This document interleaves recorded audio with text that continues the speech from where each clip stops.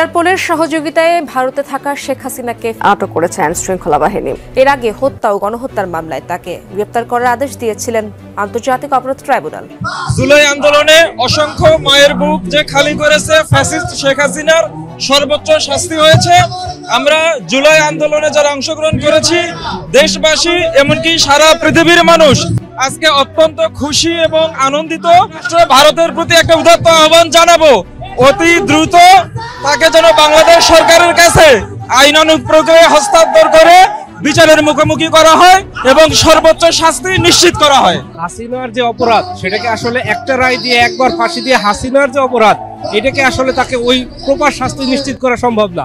হাসিনার অপরাধের অনুপাতে যদি তাকে শাস্তি দেয় তাকে 1000 বার ফাঁসি দেওয়া প্রয়োজন। আসসালামু আলাইকুম সম্মানিত দর্শক, আজকে আপনাদের মাঝে হাজির হয়েছি এমন একটি গুরুত্বপূর্ণ ভিডিও নিয়ে যে ভিডিওটি দেখলে রীতিমতো অবাক হবেন। চাঞ্চল্যকর অবস্থা সৃষ্টি হয়েছে নেট দুনিয়ায় তোলপাড়, সামাজিক যোগাযোগ মাধ্যমে ভাইরাল। আসুন কথা না বাড়িয়ে দেখে সেই সম্পূর্ণ ভিডিওটি, তাই 1 সেকেন্ডও না টেনে পুরো ভিডিওটি দেখবেন। চ্যানেলে নতুন হলে সাবস্ক্রাইব করে রাখবেন পরবর্তী আপডেট পাওয়ার জন্য। ভিডিওতে একটি লাইক করে দেখতে থাকুন সম্পূর্ণ ভিডিওটি। আমরা ব্যাপারটাতে প্রচন্ড খুশি এবং আসলে এতটাই শান্তিদায়ক যে আসলে এত রক্ত এতগুলা বছর আমরা মানে ছোট থেকে বড় হয়ে গেলাম এরকম অনৈতিকতা, অনাচার, মানুষের উপরে জুলুম, সাধারণ মানুষের রক্তের উপর দিয়ে সবকিছু যাওয়ার উপর দেখতে দেখতে আমরা এখনো আশাবাদী যে এই পর্যন্ত রায়টা চলে আসছে।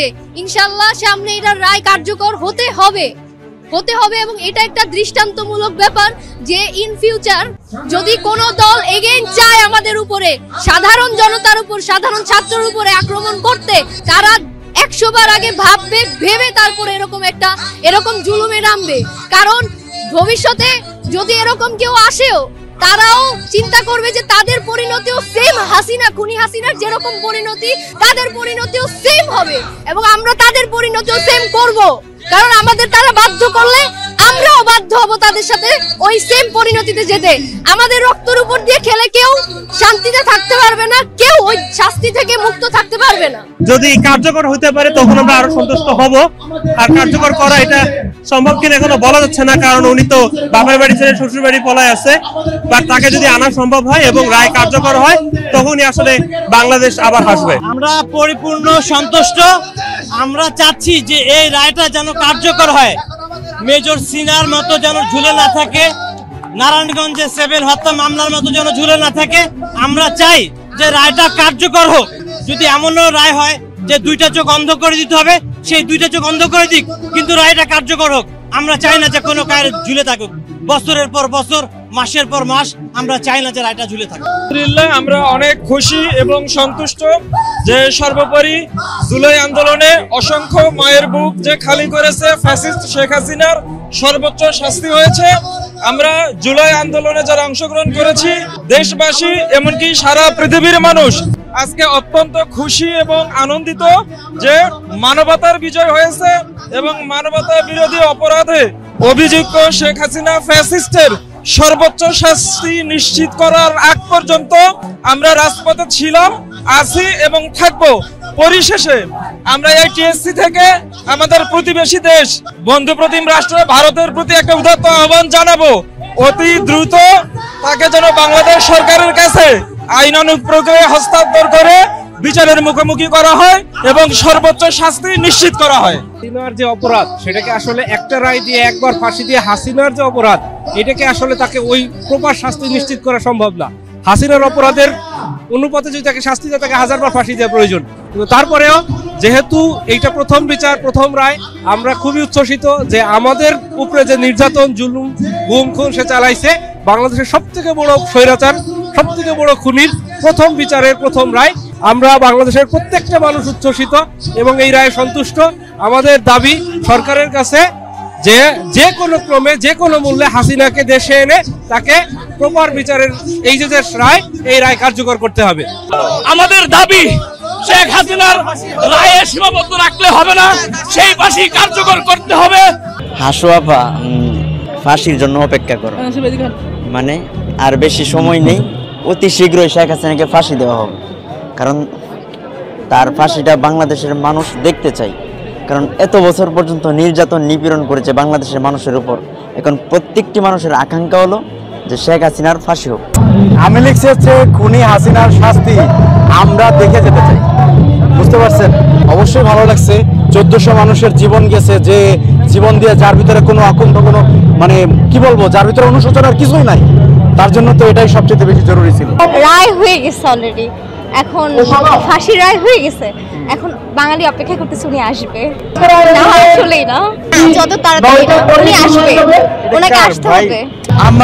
আমি লিখলাম যে আশু আপা দেশে আসেন, আপনার 40-এ খাওয়ার জন্য পুরো বাংলাদেশ উদ্গ্রীব হয়ে আছে, কেননা সে যে বাংলাদেশের মানুষদের হত্যা করেছে সেটার জন্য সে অনুতপ্ত নয়, এবং তার যে কর্মকাণ্ড তার জন্য আদালত তাকে ফাঁসি ঘোষণা করেছেন।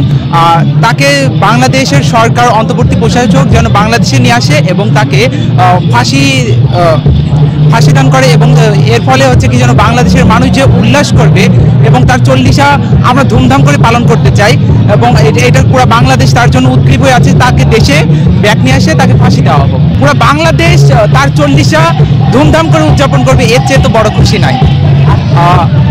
আমরা বারে বারে চাই তার ভুরিভোজ, আমরা বারে বারে চাই। আর সবচেয়ে বড় যেটা, তাকে ফাঁসি একদম নিশ্চিত করার পর আমরা যে 40টা করতে চাই সেটা পুরো বাংলাদেশ করবে, বাংলাদেশের কোনো বাদ যাবে না। সেটা অবশ্যই আমরা পুরো বাংলাদেশ আনন্দ করব, এর চেয়ে আর বড় কিছু নাই। বাংলাদেশের ইতিহাসে একমাত্র এই হাসিনা সরকারই বাংলাদেশ থেকে ছাত্র শ্রমিক জনতার আন্দোলনে পলাইছে। ওরা যেভাবে মানুষের অত্যাচার নির্যাতন করছে, সাধারণ মানুষ ওদেরকে তো ভোট দিবে তো ভালো কথা, ওদের তো ঘৃণা ভরা চোখে দেখে, এই জন্যই নির্বাচন করতে পারবে না। এবং প্রধান উপদেষ্টা যা বলছে তা সত্যি কথা বলছে। ডক্টর ইউনূসকে আমি ধন্যবাদ জানাই, এবং কি বাংলার জনগণও জানায় আওয়ামী লীগের বাংলাদেশে নির্বাচন করার অধিকার নেই। মানে স্পষ্ট কথা, একটা সন্ত্রাসী সংগঠন, এতে তো প্রমাণের কিছু নেই ভাই। গোয়েন্দা বিভাগ, আপনার এসবি, সব সেক্টরে আপনার প্রমাণিত যে, আর বাংলাদেশের মানুষ চোখে দেখছে যে কিভাবে তার নির্দেশে গুলি চালানো হয়েছে আমাদের ছাত্র শ্রমিক জনতাই মাদ্রাসার ছেলেমেয়েদের। গত হেফাজতের সময়ও একই অবস্থায় 5 মে আমাদের হাজার হাজার হেফাজতের ছেলে মেয়েদের হত্যা করা হয়েছে। সে যদি এই দেশের নেত্রী হইতো তাহলে তো দেশে পলাইতো না, কিন্তু সেই দেশের নাগরিকের চিন্তা না করে নিজের স্বার্থের জন্য সে দেশ ছেড়ে পলাইছে। তাকে নির্বাচনে আসার কোনো প্রশ্নই আসে না। ডক্টর ইউনূস যেটা পদক্ষেপ নিয়েছে আমরা তাকে সাধুবাদ জানাই।